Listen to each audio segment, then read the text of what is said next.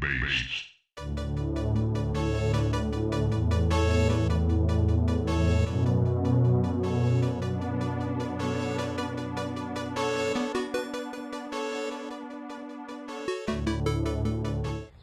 Hello, my name is Maxine, and I'm an advocate for natural healing through self-care. Day number 16 and 17 of Ramadan. But before I get into it, I just want to say thank you so much for all of you that are reaching out, that are sending your support and love. I feel it, and I'm radiating it back to you. Clarity. Clarity is the big thing that's been coming up for me.